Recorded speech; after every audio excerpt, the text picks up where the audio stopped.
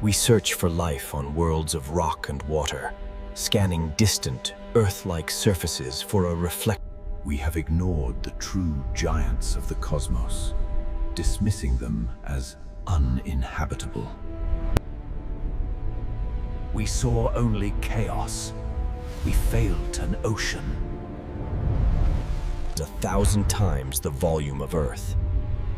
It has no surface, no ground to stand on. It is a world of eternal, planet-sized hurricanes and pressures that would crush steel.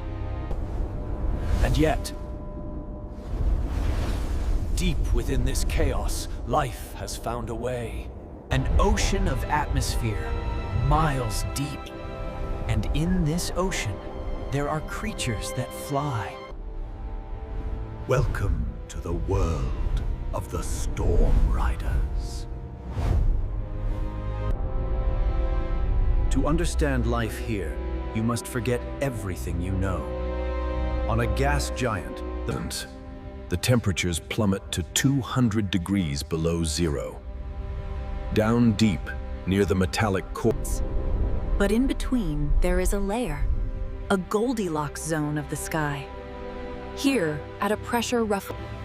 And most importantly, this is the altitude where water vapor condenses. This is the water cloud layer. is the surface of Jupiter. This is where the ecosystem is born.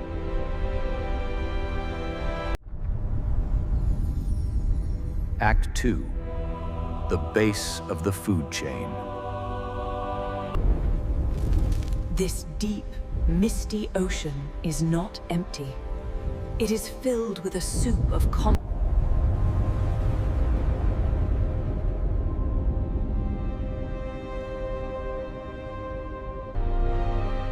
enormous, zeppelin-like organisms, some as large as a city block. They generate their own internal heat, filling their vast sacs with lighter-than-air hydrogen, allowing them to... They are filter feeders, drifting for centuries on the trade winds. They are the grazers, the plankton, the great whales of this alien sky. Act 3. The hunter spiders, the storm riders. From the darker, more turbulent zones, they emerge. The storm riders.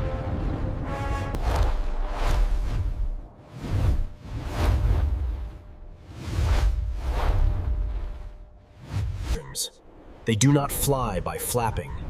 They ride. They harness the colossal power of the planet itself. Soaring on the thermal updrafts that rise from the planet's hot interior.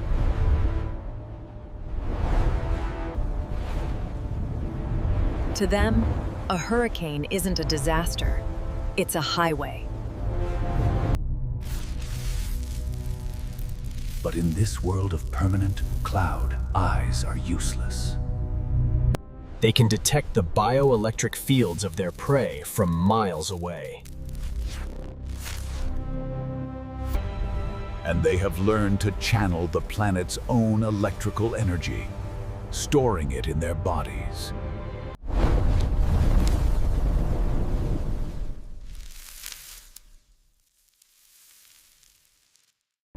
Act 4. The Great Red Spot. Today, a hunt is on. A pack of storm riders, a family group, is tracking a herd of floaters. But the Skyray floaters are moving toward a place of sanctuary and extreme danger, the outer edge of the Great Red Spot. This is the largest storm in the solar system. A hurricane, wider than 3 Earths. The floaters drift near its edge, using the chaotic winds to deter predators. But the storm riders...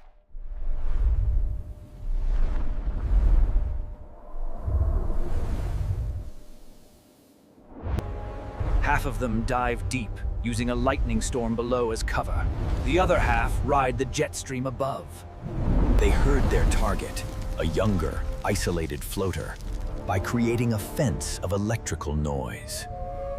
They push it, terrorizing it, forcing it away from the herd and into a dead zone between two converging storm fronts. The floater, in a panic, tries to vent its hydrogen to make an emergency dive.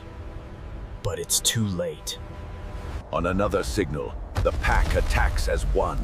They slam into its body, discharging millions of volts. The attack isn't meant to kill, but to paralyze.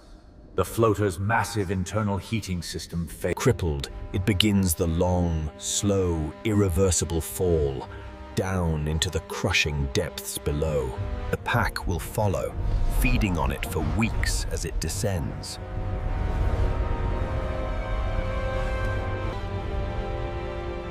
Act 5. The deeper mystery.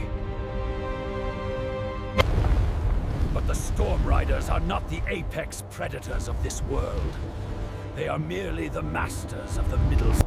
Because sometimes, from the truly unimaginable depths below, something else rises.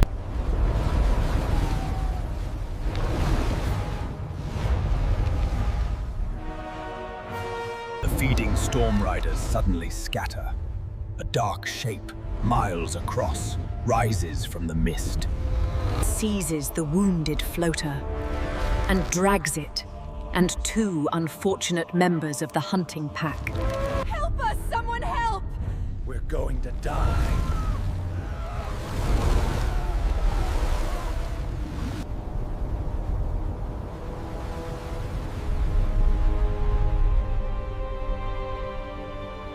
The storm riders have survived the hunt, but they have been reminded that in this endless ocean of air, there is always a bigger fish.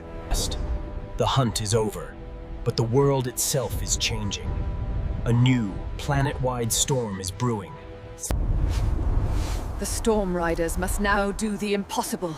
They must travel up towards the one place they